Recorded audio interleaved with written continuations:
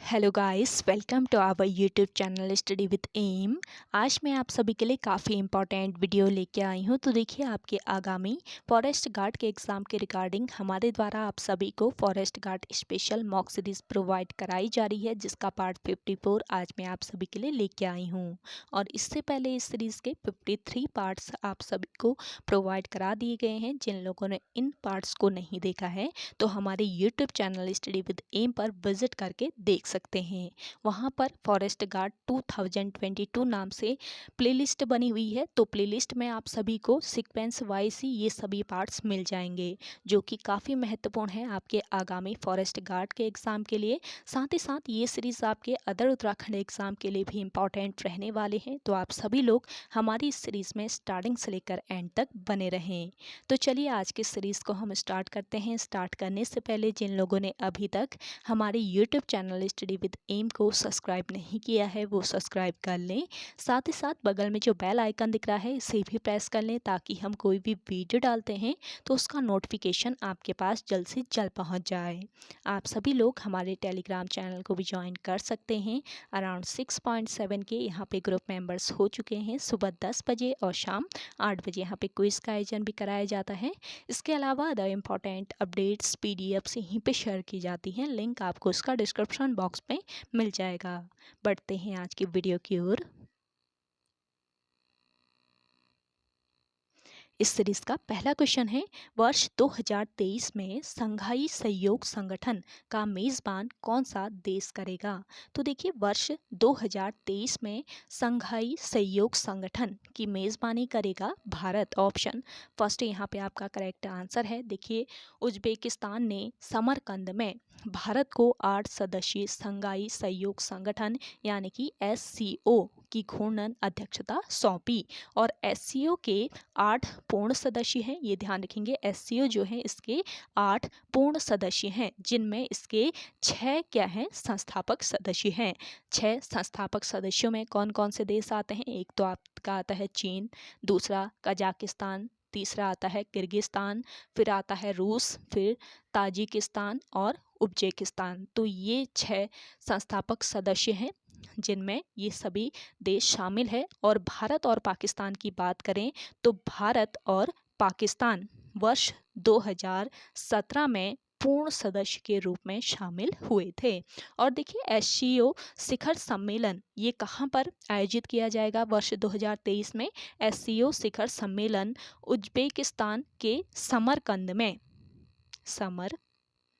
में इसका आयोजन किया जाएगा। और जहां पर SCO में 2 नए सदस्य ईरान और बेलारूस के शामिल होने की भी संभावना है। और संघाई सहयोग संगठन यानी कि SCO जो है ये एक स्थायी अंतर सरकारी अंतर्राष्ट्रीय संगठन है। और यह यूरेशियाई राजनीतिक, आर्थिक और सैन्य संगठन है, जिसका लक्ष्य इस क्षेत्र में शांति, सुरक्षा एवं स्थिरता बनाए रखना है। और इसके गठन की अगर हम बात करें SCO के, तो SCO का जो गठन हुआ था ये कब हुआ था? वर्ष 2001 में इसका गठन किया गया था। काफ़ी इंपॉर्टेंट ये क्वेश्चन है, इसको जरूर ध्यान रखेंगे। वर्ष 2023 में संघाई सहयोग संगठन की मेज़बानी करने वाला है भारत। अगला क्वेश्चन देखें। हाल ही में बजरंग पुनिया 2022 ने विश्व कुश्ती चैंपियनशिप में कौन सा पदक जीता है? तो देखिए, हाल ही में वर्ष 2022 की यहाँ पे बात हो रही है। तो हाल ही में बजरंग पुनिया ने विश्व कुश्ती चैंपियनशिप में कौन सा पदक जीता है? तो इन्होंने जीता है कांस्य पदक। ऑप्शन फर्स्ट इस क्वेश्चन का करेक्ट आंसर है। देखिए, रविवार को सर्बिया के बेलग्रेड में विश्व कुश्ती चैंपियनशिप में भारतीय पहलवान बजरंग पुनिया ने ब्रॉन्ज मेडल जीता। और इस जीत के साथ ही उन्होंने बड़ा रिकॉर्ड अपने नाम कर लिया है। और देखिए, विश्व कुश्ती चैंपियनशिप में पहलवान बजरंग पुनिया जो हैं, इन्होंने अब तक 4 मेडल जीते हैं। अब तक ये 4 मेडल जीत चुके हैं। और इस तरह बजरंग पुनिया विश्व कुश्ती चैंपियनशिप में 4 मेडल जीतने वाले पहले भारतीय बन गए हैं। और देखिए, सर्बिया के बेलग्रेड में विश्व कुश्ती चैंपियनशिप में 65 kg वर्ग में इन्होंने कौन सा मेडल हासिल किया है? कांस्य पदक, यानी कि इन्होंने ब्रॉन्ज मेडल जीता है। अगला क्वेश्चन देखिए, हाल ही में भारत का सर्वश्रेष्ठ चिड़ियाघर किसे घोषित किया गया है? तो देखिए, हाल ही में भारत का सर्वश्रेष्ठ चिड़ियाघर घोषित किया गया है दार्जिलिंग चिड़ियाघर को। ऑप्शन फर्स्ट यहाँ पे आपका राइट आंसर हो जाएगा। देखिए, हाल ही में सितंबर 2022 में केंद्रीय चिड़ियाघर प्राधिकरण यानी कि CZA द्वारा रैंकिंग सूची जारी की गई है, जिसमें दार्जिलिंग के Padmaja Naidu Himalayan zoological park को देश के सर्वश्रेष्ठ चिड़ियाघर के रूप में मान्यता दी गई है। तो ये ध्यान रखेंगे, हाल ही में भारत का सर्वश्रेष्ठ चिड़ियाघर दार्जिलिंग चिड़ियाघर को घोषित किया गया है। और दूसरे नंबर पर बात करें तो दूसरे नंबर पर कौन सा चिड़ियाघर आया है? दूसरे नंबर पर चेन्नई का अरिकनार अन्य जूलॉजिकल पार्क आया है, दूसरा स्थान इसको मिला है। और इसके बाद कर्नाटक के मैसूर में श्री चामराजेंद्र जूलॉजिकल गार्डन है। अगला क्वेश्चन देखें,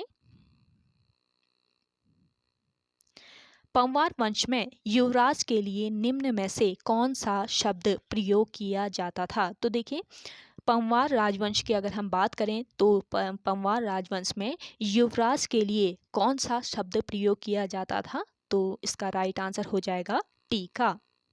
करेक्ट कर लीजिएगा, यहाँ पे छीका हो गया, टीका शब्द प्रयोग किया जाता था युवराज के लिए। और देखिए, बात करें चंद राजवंश की तो चंद राजवंश में युवराज के लिए किस शब्द का प्रयोग किया जाता था? देखिए, चंद राजवंश में युवराज को क्या कहा जाता था? रजवार। रजवार या फिर रौतेला कहा जाता था। रजवार या फिर रौतेला कहा जाता था चंद राजवंश में युवराज को। देखिए, पंवार शासन काल में गढ़ नरेश राज्य का सर्वोच्च अधिकारी होता था और गढ़ नरेश के पुत्र को क्या कहा जाता था? टीका या फिर कुमार कहा जाता था। और गढ़ राज्य का सर्वोच्च मंत्री मुख्तार होता था। ये ध्यान रखेंगे, ये भी आपका इम्पॉर्टेंट पॉइंट है। गढ़ राज्य जो था, यहाँ का सर्वोच्च मंत्री कौन होता था? मुख्तार होता था। और पंवार पंच में राजा के बाद दूसरा बड़ा पद वजीर या मुख्तार का ही होता था। और राजस्व का प्रमुख अधिकारी कौन होता था पूछा जाए पंवार राजवंश में, तो राजस्व का प्रमुख जो अधिकारी होता था ये होता था दस्तरी। दस्तरी राजस्व का प्रमुख अधिकारी होता था पंवार शासन काल में। अगला क्वेश्चन है, तैमूर और बहरूज या ब्रह्मदेव के बीच हुए युद्ध का वर्णन किस रचना में मिलता है? तो देखिए, तैमूर व बहरूज या ब्रह्मदेव के बीच हुए युद्ध का वर्णन ये किस रचना में ये मिलता है? मुफुलात ए तिमूरी में, यानी कि ऑप्शन फर्स्ट यहाँ पे आपका राइट आंसर हो जाएगा। और आपसे क्वेश्चन पूछा जाए कि तैमूर लंग जो था इसने भारत पर कब आक्रमण किया था? तो देखिए, वर्ष 1398 ईस्वी में तैमूर का भारत पर भयानक बर्बर आक्रमण हुआ। और तैमूर के आक्रमण के समय तुगलक वंश का शासक नसीरुद्दीन महमूद शासक था। तो ये ध्यान रखेंगे। और ऐसे ही आपसे पूछा जा सकता है कि तैमूर ने हरिद्वार पर कब आक्रमण किया? तो इसके जस्ट एक साल बाद ही 1399 ईस्वी में तैमूर ने हरिद्वार पर आक्रमण कर लिया था। अगला क्वेश्चन देखिए, उत्तराखंड लोक संस्कृति दिवस प्रति वर्ष कब मनाया जाता है? काफ़ी महत्वपूर्ण क्वेश्चन है। तो देखिए, उत्तराखंड लोक संस्कृति दिवस प्रति वर्ष 24 दिसंबर को मनाया जाता है। ऑप्शन फर्स्ट यहाँ पे आपका राइट आंसर हो जाएगा। और लोक संस्कृति दिवस 24 दिसंबर को मनाया जाता है और इसे इंद्रमणि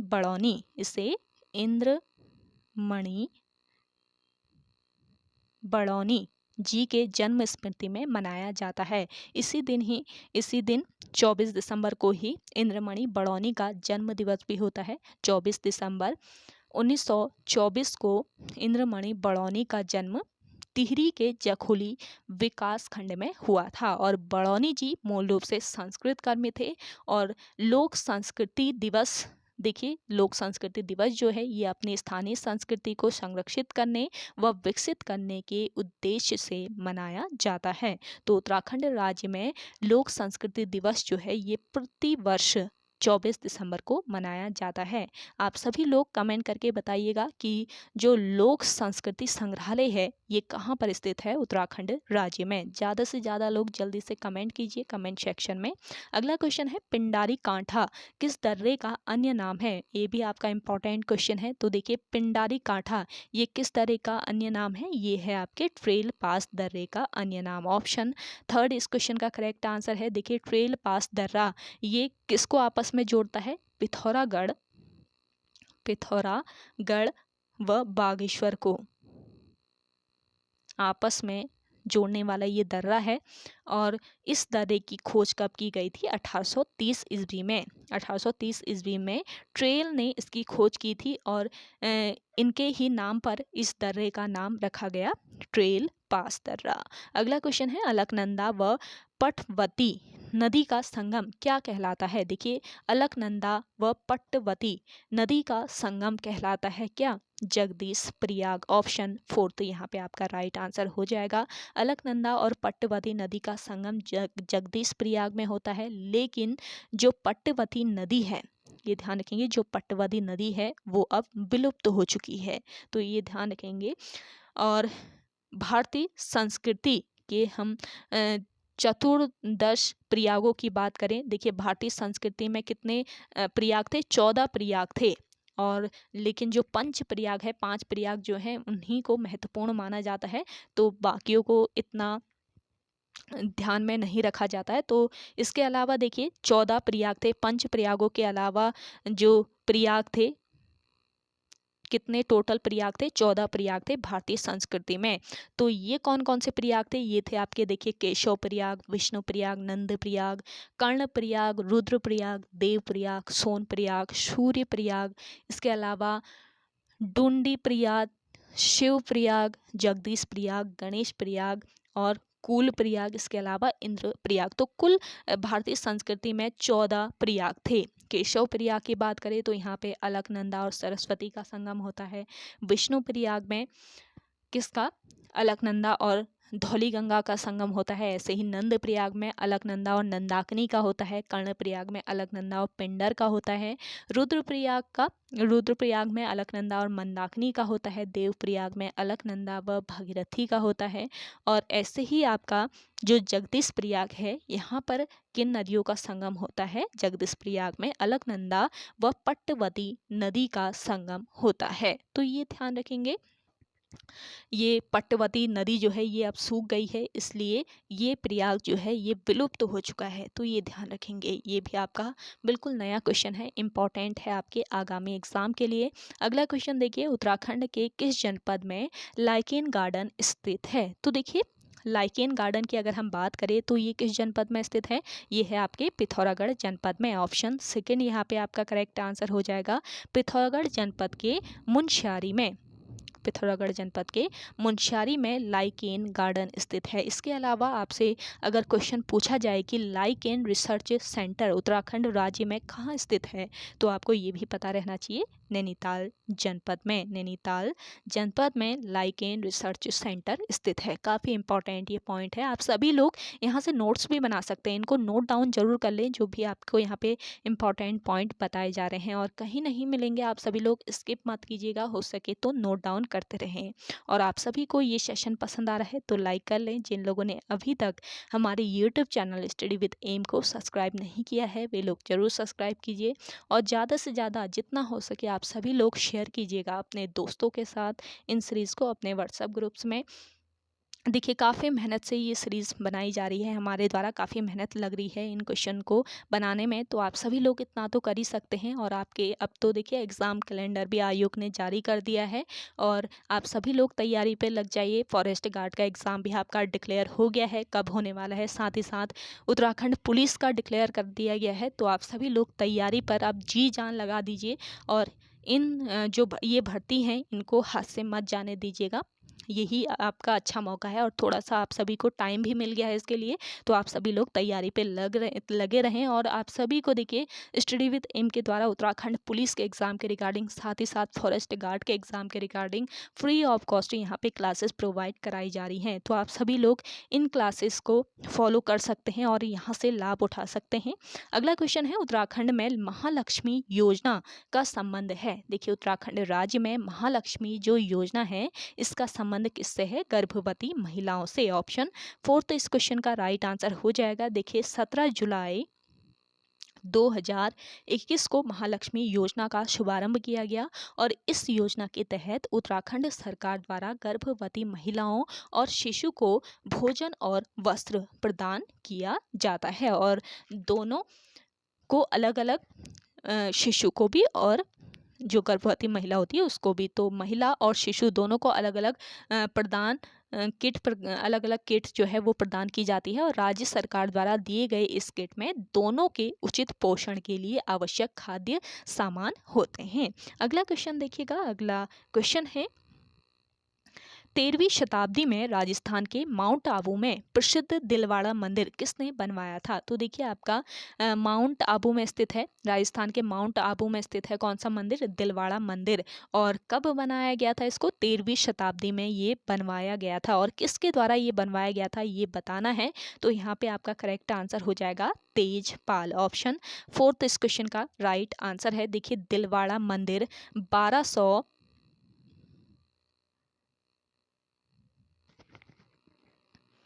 1231 ईस्वी में वास्तुपाल और तेजपाल, याद रखेंगे 1231 ईस्वी में वास्तुपाल और तेजपाल नामक 2 भाइयों द्वारा बनवाया गया था। यानी कि यहाँ पे आपका तेजपाल दिया हुआ है तो ऑप्शन में तेजपाल करेक्ट हो जाएगा।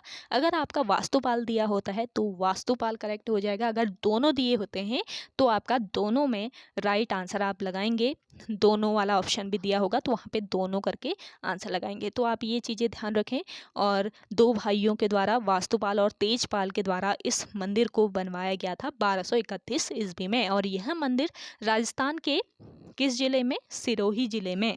राजस्थान के सिरोही जिले के माउंट आबू नामक नगर में स्थित है और इन मंदिरों का निर्माण 11वीं और 13वीं शताब्दी के बीच हुआ था। यह मंदिर किस धर्म से संबंधित है? दिलवाड़ा मंदिर पूछा जा सकता है। तो देखिए दिलवाड़ा जो मंदिर है ये जैन धर्म से संबंधित है। काफ़ी महत्वपूर्ण पॉइंट है। अगला क्वेश्चन देखें, इंडियन ब्यूरो ऑफ माइंस का मुख्यालय अवस्थित है। देखिए काफ़ी इंपॉर्टेंट है। इंडियन ब्यूरो ऑफ माइंस का जो मुख्यालय है ये कहाँ पर स्थित है? नागपुर में। ऑप्शन 3 यहाँ पे आपका राइट आंसर हो जाएगा। देखिए इंडियन ब्यूरो ऑफ माइंस की स्थापना राष्ट्रीय खनिज नीति सम्मेलन की सिफारिशों के आधार पर 1 मार्च 1948 को हुई थी और इंडियन ब्यूरो ऑफ माइंस यानी कि भारतीय खनन ब्यूरो भारत का एक बहु अनुशासित सरकारी संगठन है और यह ब्यूरो खनन मंत्रालय भारत सरकार के अंतर्गत कार्य करता है। इसका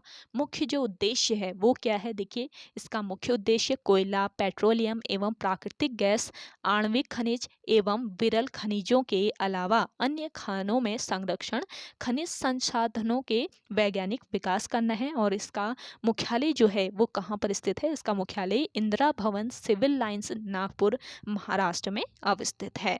अगला क्वेश्चन देखें, किस लोक नृत्य को गागर लोटी गरबा के नाम से भी जाना जाता है? तो देखिए ये जो लोक नृत्य है ये है आपका कौन सा? पनिहारी लोक नृत्य, जिसको गागर लोटी गरबा के नाम से भी जाना जाता है। देखिए पनिहारी जो नृत्य है ये किस राज्य का प्रसिद्ध लोक नृत्य है? पूछा जा सकता है। राजस्थान राज्य का।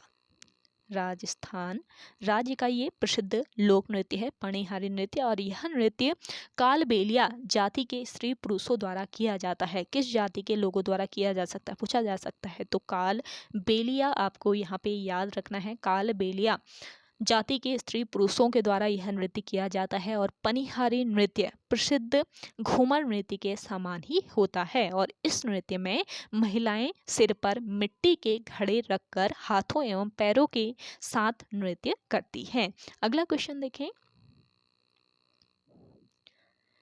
पाटन एक प्रकार का मूल्य विभेद किस स्तर पर है? तो देखिए पाटन जो है ये एक प्रकार का मूल्य विभेद है और ये किस स्तर पर है? ये है अंतर्राष्ट्रीय स्तर पर। ऑप्शन फर्स्ट यहाँ पे आपका राइट आंसर है। देखिए आपने नाम सुना होगा डंपिंग, सॉरी डंपिंग नहीं, डमिंग, आपने नाम सुना होगा डमिंग। डमिंग या फिर पाटना इसको कहा जाता है। डमिंग या पाटना नॉर्मली अंतर्राष्ट्रीय कीमत भेदभाव की एक स्थिति है जिसमें आयात करने वाले देश में किसी वस्तु की कीमत निर्यात करने वाले देश की अपेक्षा कम होती है। तो जो पाटन है ये एक प्रकार का क्या है? मूल्य विभेद है। अगला क्वेश्चन देखिएगा, निम्न में से कौन सी उष्ण महासागरीय धारा है? तो देखिए उष्ण महासागरीय धारा है इसमें से गल्फ धारा। ऑप्शन सेकेंड यहाँ पे आपका राइट आंसर हो जाएगा। देखिए गल्फ धारा या गल्फ स्ट्रीम मैक्सिको की खाड़ी से उत्पन्न होती है। कहाँ से? मैक्सिको की खाड़ी से ये उत्पन्न होती है तथा उत्तर पूर्व दिशा में यूरोप के तट तक प्रवाहित होती है।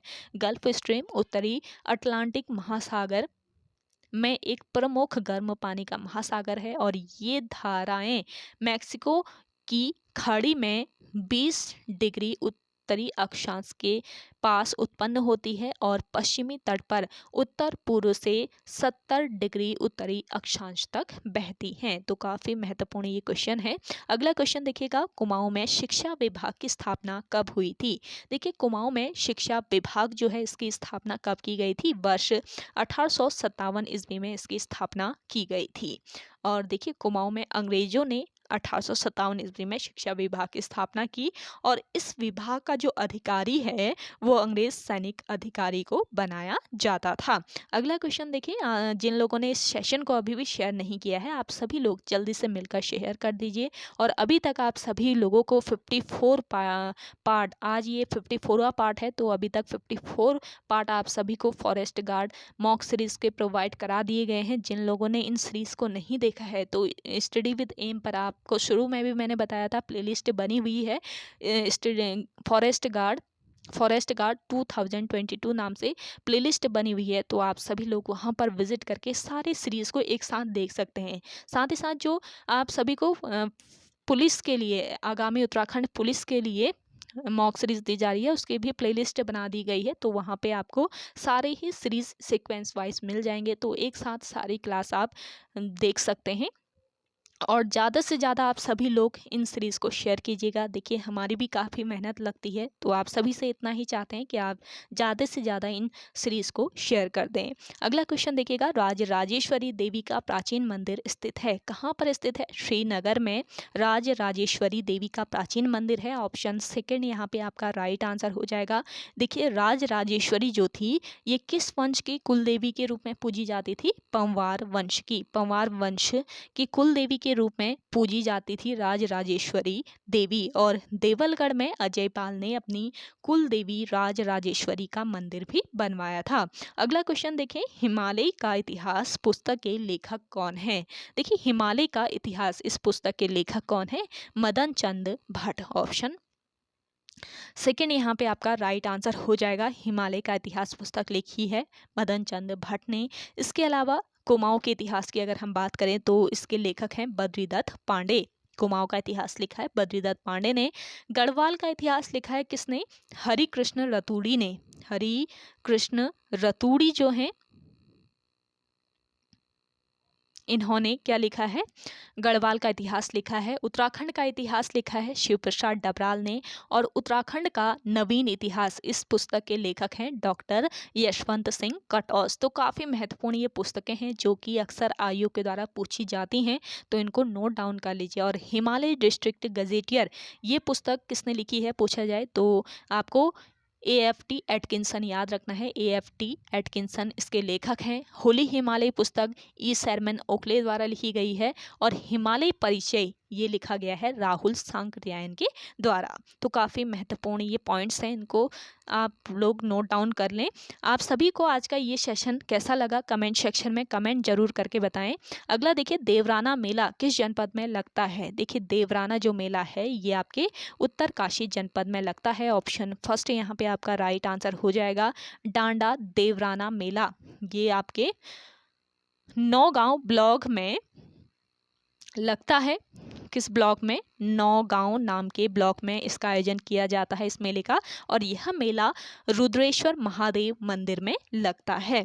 और लास्ट क्वेश्चन देखिए आज के सेशन का, राज्य में पंच धाराओं में सम्मिलित धाराएं हैं। कौन सी ऐसी धाराएं हैं जो कि पंच धाराओं में सम्मिलित हैं, ये आपको बताना है। तो देखिए कर्म धारा, उर्वशी धारा, भृगु धारा सभी संबंधित हैं। तो उपयुक्त सभी ऑप्शन फोर्थ यहाँ पे आपका करेक्ट आंसर हो जाएगा। देखिए पंच धाराएं, ये पंच धाराएं कहाँ पर स्थित हैं?